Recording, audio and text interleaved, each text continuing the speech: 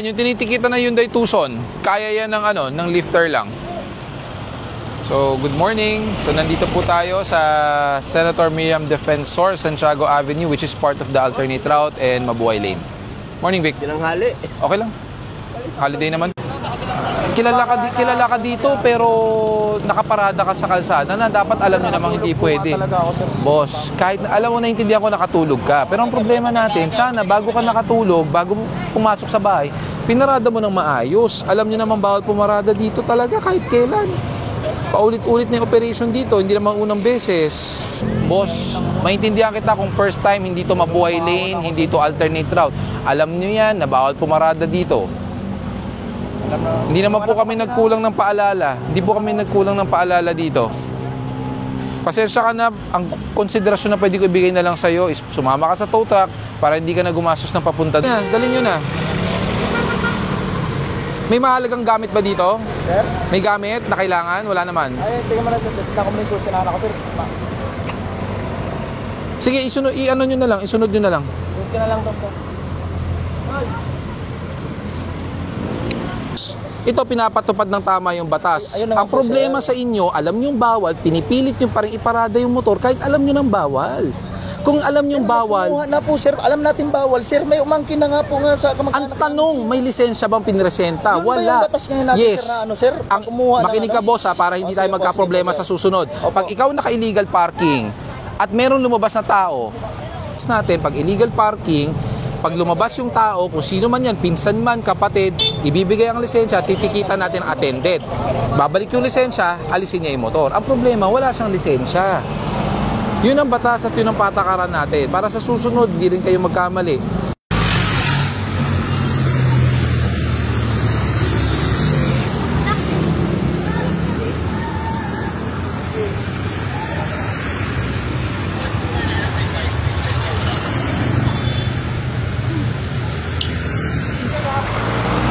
Yung tricycle, kanino ba yan? May ticket na to yung tricycle? Walang driver. Nakalak ba? Ayun lang. Anong gagawin nyo? Kailangan flatbed yan.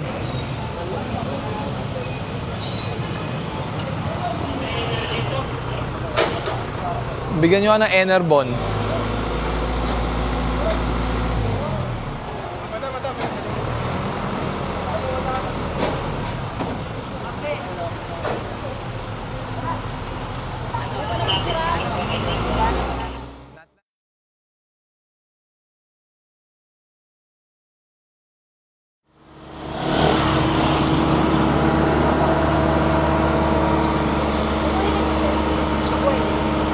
Oo naman, North Avenue.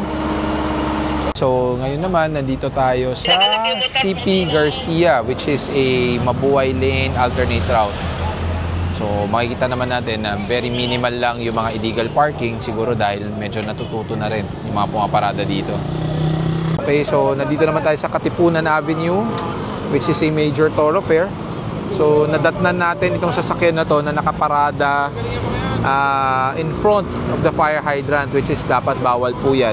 Actually, mahigpit na pinagbabawal ang mag-obstruct or pumarada sa fire hydrant, no?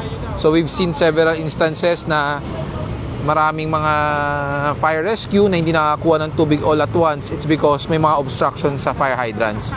So, that's why we have to tow this since wala rin namang driver na lumalabas.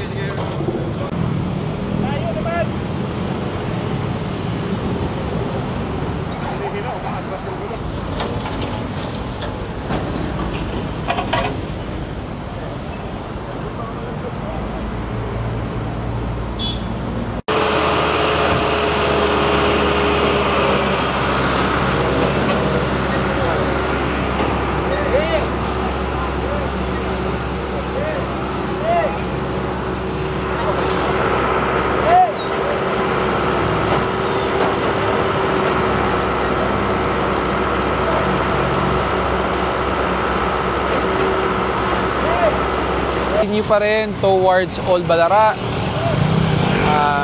exiting Commonwealth Avenue.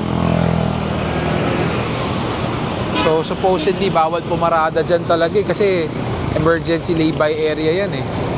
ginagawa ng ibang tao, ginagawa paradahan na.